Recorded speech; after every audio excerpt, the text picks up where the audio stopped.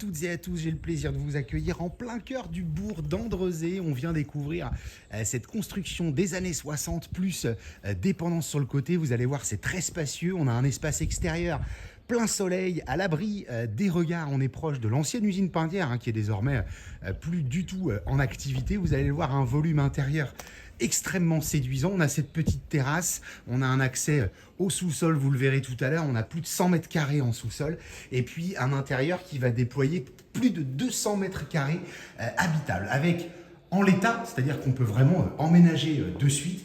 Un grand espace de vie avec lumière traversante. On va avoir un petit espace de cheminée ici. On est pour l'instant sur un chauffage central au fioul, mais en tout cas, on va pouvoir conserver le chauffage central et éventuellement aller chercher une autre source d'énergie. Nous avons séparément un petit espace de cuisine qui est aménagé ici. Je passe rapidement parce que vu le volume, vous allez voir. Et ici, on a une pièce de réception avec encore une cheminée. On peut imaginer des grillades ici qui peuvent être faites. On peut imaginer un espace atelier. Ça peut être un endroit, comme je le disais, atelier, bricolage, dessin, salle de jeu. Tout est possible dans cette pièce avec un volume non négligeable. Je crois qu'on a encore 30 mètres carrés de ce côté-là. Je vais assez vite toujours. Sur le côté, une lingerie.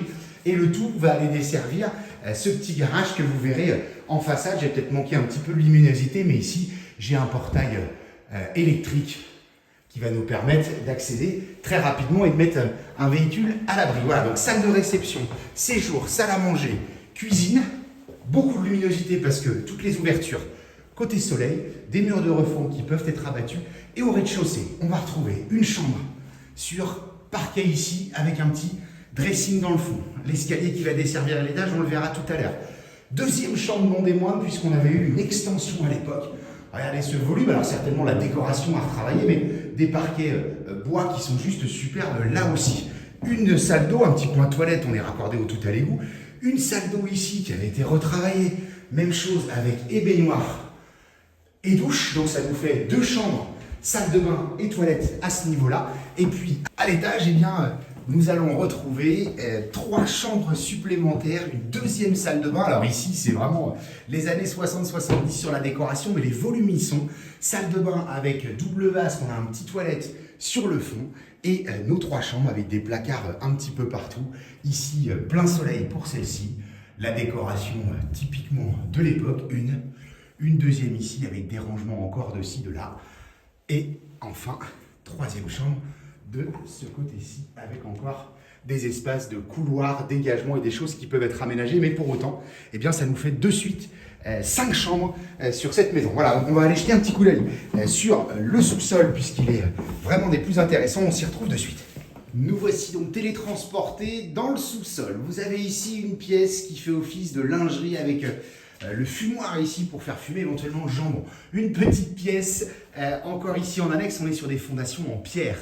Une première cave ici, la cave ouverte avec le surpresseur, la pompe, c'est tout neuf pour pouvoir récupérer aussi l'eau du puits, l'escalier par lequel je suis arrivé, encore quelques petits dégagements et ici la pièce chaufferie, la cuve à fioul, la chaudière au fioul en parfait état de marche, mais comme je le disais tout à l'heure, possibilité d'aller chercher eh bien, une énergie différente et on refait le tour ici pour aller voir donc l'accès qu'on avait tout à l'heure qui redonne sur le jardin par là et puis sur la gauche la cave qui était la cave un petit peu plus sécurisée ici et enfin on termine, je viens de vous montrer ici 80 mètres carrés de dépendance, non des moindres, et de ce côté là on a encore un garage eh bien, qui fait une trentaine de mètres carrés et à donner sur rue. Voilà ce que je vous invite à venir découvrir. Vous nous retrouvez toujours avec cette petite photo de la façade en prime que vous n'aviez pas vue et bien sur www.mbcimo.com, sur la chaîne YouTube MBC Imo et surtout venez sur cette belle commune